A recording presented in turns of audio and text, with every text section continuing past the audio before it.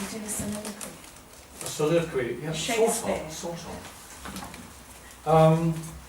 3 Barber-inspired poems,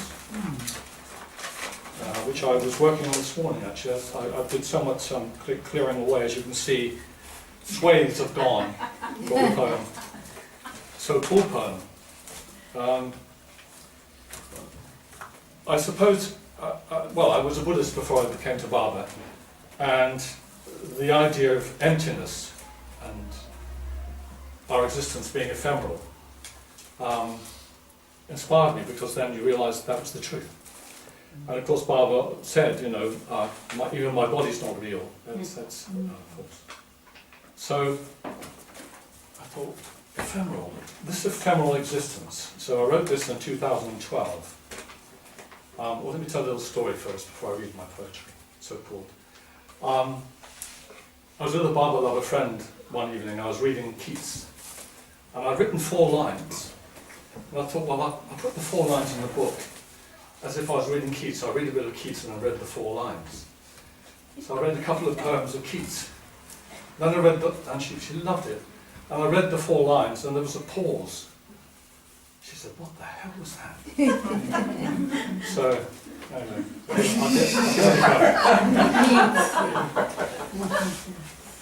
it's very serious after that. It's my favourite album, Yeah. Tapestry. That's where the song comes from. Tapestry, absolutely. I'll start shaking, don't worry. That's a question, remedy.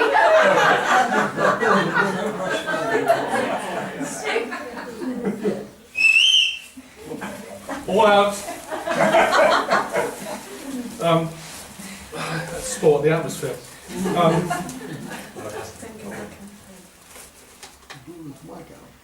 This ephemeral existence, this mask, this trick of light, how seriously we relate to concrete forms, to the illusion, the dream, the cosmic joke.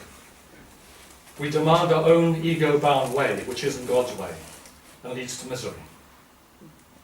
We waste our precious time pampering our little self, adorning the sun-sparkled facade, oblivious to the vastness beyond, revealed only when all desires crumble and fade into their emptiness. We need to let go of this fleeting show and surrender to the gentle promptings of our hearts, to remember who we really are, to devote our lives to the happiness of others. Service before self, as some would say, reuniting with the endless power of which we are all a part, divine love.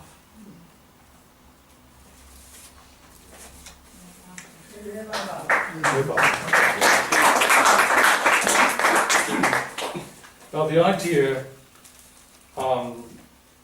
Barber says that the perfect masters are waiting for a chink in the armour, for someone to call out, and then he comes, he descends with his grace. And that's so inspiring that I think I like that. What else was there? I was reading a lovely thing about Barber last night, about Barber trying to count universes. Have you heard that story? Yeah, trying to count universes with Upasini count the stars, right? No, the universes.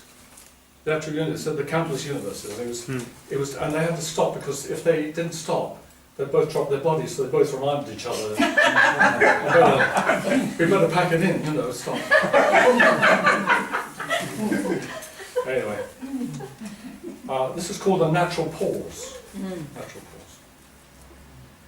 When the ego has expanded to the full, its chest swollen to bursting, it is then that it begins to surrender, in a small way at first. Then there is the natural pause, which comes from the dissatisfaction of all its cravings. A chink appears in its armour, and grace descends for the very first time. It's overwhelming. The ego is knocked and shaken, ever so slightly humbled. The soul is delighted, and pain and joy are intertwined. That was written on the way to Bergen in Oslo many years, actually in the year 2000. and I was young. And I never made it to Bergen in the end. I made it to some other place. I actually didn't make it to Bergen. That's another story which is quite funny. I ended on a train that did that. I couldn't believe it. How did it go for you? Because I am.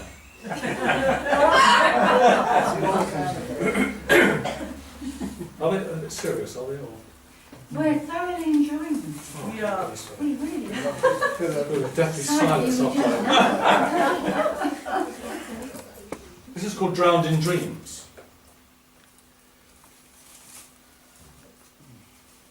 We are vulnerable, you and I, living in the restless expectation of love and happiness, not consciously realizing the emptiness of all pursuits, of all imaginings. True happiness triumphantly awaits when we're able to let go. Then you and I become us. Humanity is realized as one, the one and only infinite one, radiating forth as it always has done since beginningless time. Meanwhile, back at the ranch, in time and space, the vulnerable you and I are drowned in dreams. That's it, folks.